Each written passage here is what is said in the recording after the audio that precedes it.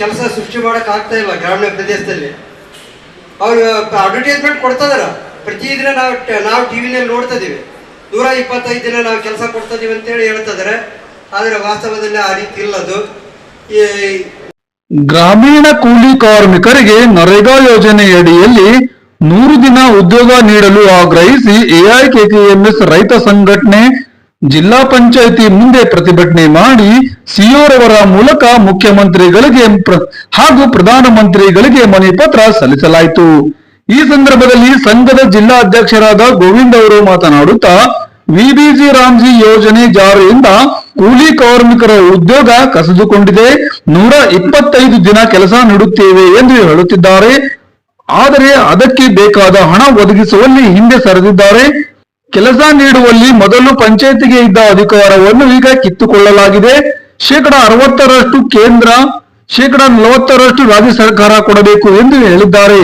ಆದರೆ ಕಾಯ್ದೆ ತಿದ್ದುಪಡಿ ಮಾಡುವಾಗ ಯಾವುದೇ ರಾಜ್ಯ ಸರ್ಕಾರಗಳ ಅಭಿಪ್ರಾಯವನ್ನು ತೆಗೆದುಕೊಳ್ಳದೆ ಸರ್ವಾಧಿಕಾರಿ ಧೋರಣೆಯಿಂದ ಈ ಕಾಯ್ದೆ ಜಾರಿಗೆ ತರಲಾಗಿದೆ.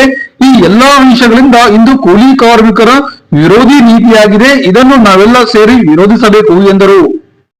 ಮುಖ್ಯವಾಗಿ ಏನು ಕೇಂದ್ರ ಸರ್ಕಾರ ಈ ವರ್ಷ ವಿಬಿಜಿ ರಾಮ್ಜಿ ಅಂತ ಹೊಸ ಮಸೂದೆ ಇವತ್ತು ಜಾರಿಗೆ ಮಾಡೋದ್ರಿಂದ ನಮ್ಮ ಬಡ ಮಕ್ಕಳು, ಬಡ ಕೂಲಿ ಕಾರ್ಮಿಕರು ಕೆಲಸ ಕಸಿದುಕೊಳ್ಳುವಂತ ಪರಿಸ್ಥಿತಿ ಬರ್ತಾ ಇದೆ. ನಮ್ಮ ಎಐಕೆಕೆಎಂಎಸ್ ರಾಜ್ಯ ಸರ್ಕಾರ, ಕೇಂದ್ರ ಸರ್ಕಾರಕ್ಕೆ ಆಗ್ರಹಿಸ್ತಾ ಇದ್ವಿ ಏನಂದ್ರೆ ವಿಬಿಜಿ ರಾಮ್ಜಿ ಮಸೂದೆನ ಕೈ ಬಿಡಬೇಕು. ಏನು ಹೋದ ವರ್ಷ ಮಹಾತ್ಮ ಗಾಂಧಿ ರಾಷ್ಟ್ರೀಯ ಉದ್ಯೋಗ ಖಾತ್ರಿ ಯೋಜನೆ ಅಡಿಯಲ್ಲಿ ಕೆಲಸ ಕೊಡ್ತಿದ್ರು, ಅದನ್ನ ಮುಂದುವರಿಸಬೇಕಂತ ನಾವು ಬೇಡಿಕೆ ಇಡ್ತಾ ಇದೀವಿ. ಇದಿಲ್ಲ ಅಂತಂದ್ರೆ ಇವತ್ತು ಬಡ ಕೂಲಿ ಕಾರ್ಮಿಕ ಇದ್ರ ಮೇಲೆ ಡಿಪೆಂಡ್ ಆಗಿದ್ದಾರೆ. ಇವತ್ತು 3 ತಿಂಗಳು 4 ತಿಂಗಳು ಮಳೆ ಬರೋಲ್ಲ, ಬಿಸಿಲಿರುತ್ತೆ. ಇಂಥ ಟೈಮ್ ನಲ್ಲಿ ಏನು ಉದ್ಯೋಗ ಖಾತ್ರಿಯಿಂದ ಇವತ್ತು ಗಂಡ ಹೆಂಡತಿ ಕೆಲಸ ಮಾಡಿದ್ರೆ ಒಂದು 15-20 ಸಾವಿರ ರೂಪಾಯಿ ದುಡಿತಿದ್ರು. ಆ ಅಮೌಂಟ್ ಅಲ್ಲಿ ಇವತ್ತು ಮನೆ ಖರ್ಚಿಗೆ ಜೀವನ ನಡೀತಿತ್ತು. ಅದನ್ನು ಸಂಪೂರ್ಣ ಇವತ್ತು ಕೇಂದ್ರ ಸರ್ಕಾರ ಏನು ಬಡ ಜನರ ಜೀವನ ಮೇಲೆ ಇವತ್ತು ಚೆಲ್ಲಾಟ ಆಡ್ತಾ ಇದೆ. ಇದನ್ನ ವಾಪಸ್ ತಕ್ಕೋಬೇಕು ವಿಬಿಜಿ ರಾಮ್ಜಿ ಅಂತ ನಾವು ಬೇಡಿಕೆ ಇಡ್ತಾ ಇದೀವಿ. ಅದೇ ರೀತಿ ಇವತ್ತು ಜಿಲ್ಲಾ ಪಂಚಾಯತಿ ಅಧಿಕಾರಿಗಳು ನಾವು ಲೆಟರ್ ಕೊಟ್ಟಿದೀವಿ. ಇವತ್ತು ಜಿಲ್ಲಾ ಪಂಚಾಯತ್ ಕೂಡ ಇವತ್ತು ಅಮೌಂಟ್ ಅಲ್ಲಿ ಕೂಡ ಬೇರೆ ಅಮೌಂಟ್ ಅಲ್ಲಿ ಇವತ್ತು ನಮ್ಗೆ ಕೆಲಸ ಕೊಡ್ಬೇಕಂತ 100 ದಿನ ಕೆಲಸ ಕೊಡ್ಬೇಕಂತ ಅವ್ರಿಗೂ ನಾವು ಲೆಟರ್ ಕೊಟ್ಟಿದೀವಿ. ಆದಷ್ಟು ಬೇಗನೆ ಕೇಂದ್ರ ಮತ್ತು ರಾಜ್ಯ ಸರ್ಕಾರ, ಜಿಲ್ಲಾ ಪಂಚಾಯತ್ 3 ನಾವು ಮನವಿ ಪತ್ರ ಕೊಟ್ಟಿವಿ.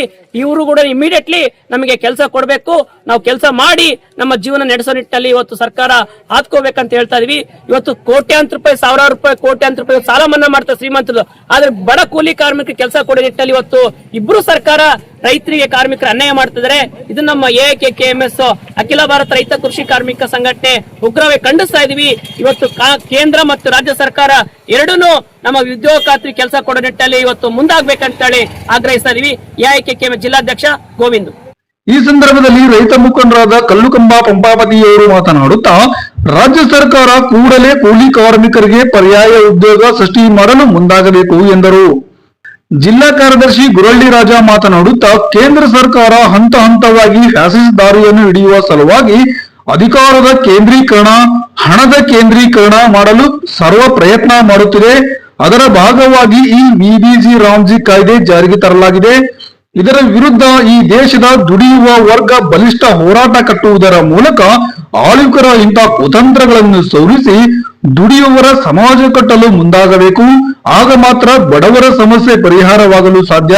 ಅದಕ್ಕಾಗಿ ಎಲ್ಲರೂ ಶ್ರಮಿಸಬೇಕು ಎಂದು ಈ ಸಂದರ್ಭದಲ್ಲಿ ಕರೆ ನೀಡಿದರು. ಈ ಸಂದರ್ಭದಲ್ಲಿ ಸಂಘದ ನಾಯಕರಾದ ಇ ಹನುಮಂತಪ್ಪ ಮತ್ತು ಬಸಣ್ಣ ಮಾತನಾಡಿದರು. ಸಂಘದ ಜಿಲ್ಲಾ ಸಮಿತಿ ಸದಸ್ಯರಾದ ಮಾರೆಪ್ಪ, ಹೊನ್ನೂರಪ್ಪ, ಸದಸ್ಯರಾದ ವೆಂಕಟೇಶ್, ಬಂಡೆ ವೀರಭದ್ರಪ್ಪ, ಪಂಪಾಪತಿ, ಈರಣ್ಣ, ಹೊನ್ನೂರಪ್ಪ, ಹನುಮಂತಮ್ಮ, ಜಿ ರಾಧಾ, ಕೊರೆಕುಂಪೆ, ಲಕ್ಷಮ್ಮ ಹಾಗೂ ಇನ್ನಿತರು ಸಂದರ್ಭದಲ್ಲಿ ಉಪಸ್ಥಿತರಿದ್ದರು.